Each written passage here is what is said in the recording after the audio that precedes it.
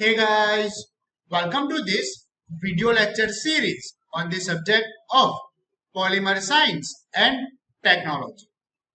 I'm Harsh Panchal, Assistant Professor in Chemical Engineering Department of LJ Institute of Engineering and Technology.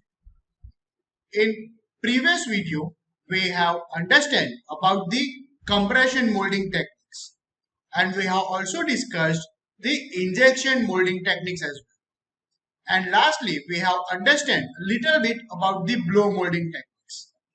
If you have missed those videos, you can find it in the I button over here.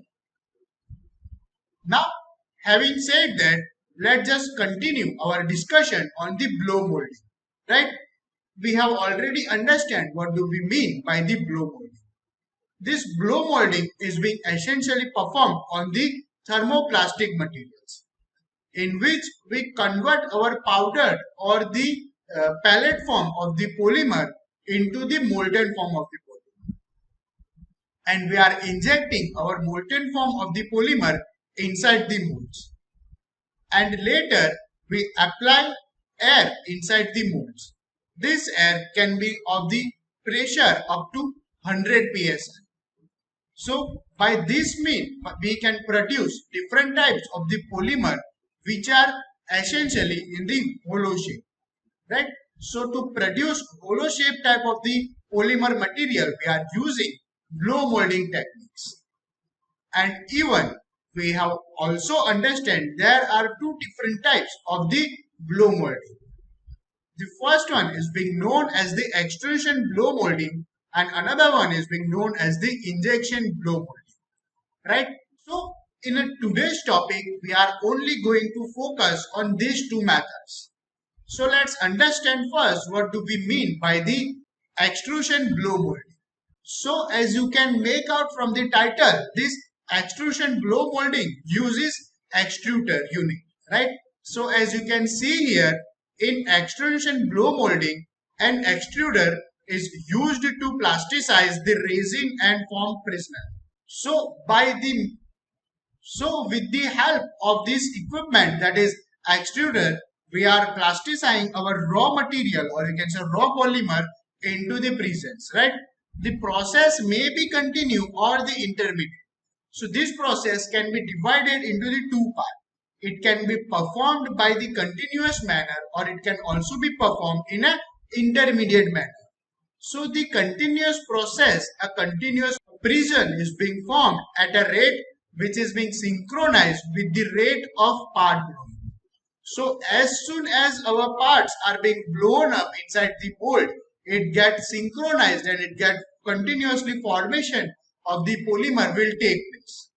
So these are the all different processes that are being synchronized in a particular fashion to get continuous production.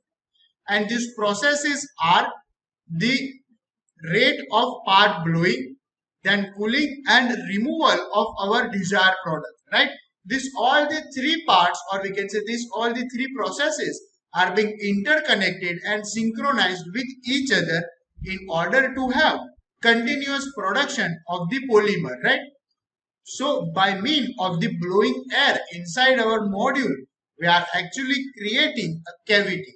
And in this cavity, the mold is being filled up by the means of the molten polymer, right?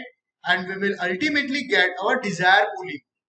So this, after discussing this, all this part of the synchronization, two general mold clamp mechanisms are used for the part formation and for the extruded prison. So there are two different clamps of the mold that are being used. One is for the part formation and another one is for the extruded prison, right? In the intermediate extrusion process, then if we discuss about the intermediate extrusion process, the molding, cooling and part removal take place under the extrusion head. So all of these processes are not taking part in a synchronized way, right? All of these techniques are being performed in an intermediate way to have a batch production of the ultimate desired polymer. An extruder system which may be of the reciprocating screw, ram, accumulator or the accumulator head type, the extruder present in a downward direction where it is being captured for the proper time so that it will ultimately get all the curves of our desired shape from the mold, and ultimately it will be removed from the mold and we will get desired shape of our polymer from the raw polymer. Now after discussing that, let's just quickly understand what do we mean by the injection blow molding techniques. As you can see here on the screen that the injection molding process is being non-continuous type of the injection process, which is cyclic in a nature and it continuously follow to operate. And it essentially has the two different phases, right? In the first phase, the preform is molded by the injection melted plastic into a steel mold cavity where it is kept very hot. So in a first phase, the pre-molded or we can say preformed mold injected inside the metal plastic and it is being kept there in a hot environment for some time, right? Then after in a second phase or a subsequent phase, the preform is metaded into the blow mold where blowing operation take place to form our final product. So in a second step, we are actually blowing air inside the cavities and convert our polymer into the desired shape. So this second phase is being also known as the final phase of the polymer, right? As this step is the final step and ultimately we will get our final product from this step. The major advantage of the injection blow molding are the high quality of the mold parts and the productivity. And ultimately it reduces the cost of the production method. So there are several advantages of this injection molding process. Now after understanding that, let's just quickly focus on the one more type of the molding process, and that is the rotational molding. So as you can see here, you can make out from this polymerization technique that is rotational. So in which we are continue to rotate our mold in the hot environment until our polymer get its desired shape. So let's just quickly understand this process. As you can see here, rotational molding is the process used for producing hollow, shapeless products having heavy or complex shape. So with this kind of the method, we can produce hollow, shapeless type of the polymer which has complex shape in a nature. As you can see here in the rotational molding, a pre-measured amount of the powder or the liquid polymer is being placed in the bottom half of the mold. So as you can see here, this is our mold and at the bottom part of this mold, we are actually placing our powder form or the liquid or the molten form of the polymer. So now this and the two halves of the mold are being locked together mechanically. So we will lock our two halves of the mold with the mechanical ring, right? So that it will not open up when we are rotating it, right? So this kind of the phenomena we are following in this rotational molding process. So let's see what is the next step for this process. As you can see here, the mold is being then rotated continuously about its vertical and horizontal axis. As you can see here, we are continuously rotating our mold in a horizontal and in a vertical and in a horizontal direction, which means with the both axes we are rotating our mold. So ultimately, it will distribute all the material uniformly over the inner surface of the mold.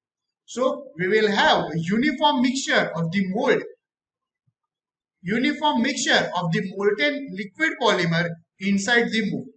And our mold will get the desired shape of the polymer. As you can see here, we have provided one rotating unit with the mold. It will continue rotate our mold in a horizontal and in a vertical direction as well. So as a result, we will get the uniform mixture of our molten polymer. Now, as our mold is being rotating, it is then passed through the hot oven. As you can see here, as mold is being heated, the powdered polymer particles are fused, forming the porous skin that subsequently melt and form homogeneous layer of the uniform thickness. So as this mold will pass through the hot oven, our powder form of the raw polymer will eventually get melted down, and the porous skin of the our raw polymer will be formed on the surface of the mold. So as we are keeping increasing the temperature, it will form one thick layer of the polymer over the surface of the mold, right? Over the surface of the molds.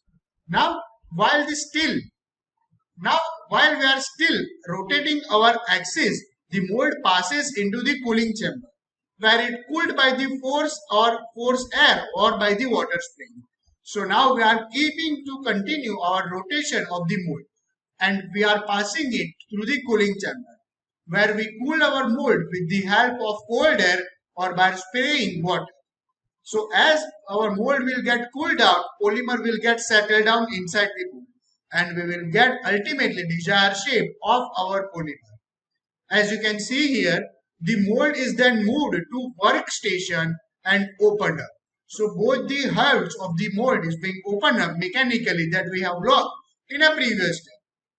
And then the finished solid part whose outside surface and counter faithfully duplicate the inner mold of the surface. So inner surface of the mold will be duplicated by our raw polymer, and it will be converted into the desired shape of our polymer on the application of the cooling. So this was all about the rotational molding, right? In today's video, we have understand what do we mean by the blow molding, and we have seen the two different types of the blow molding as extrusion blow molding and injection blow molding. Then in a later part, we have concluded the topic of rotational molding, in which we have seen we are placing our raw polymer inside the mold which continue to rotate on its both axes, on its vertical and on its horizontal axis. And by continuous rotating, we are ensuring that there is uniform distribution of our liquid polymer. And after that, we are passing this rotating mold into the hot oven so that our polymer will get desired shape. And lastly, we are passing it to the cooling chamber where we apply cold air or the cold water spray so that our polymer will get its desired shape and it will be settled up. Now in the next video, we will discuss more about the different injection molding techniques. Till then, keep watching, keep learning. Thank you.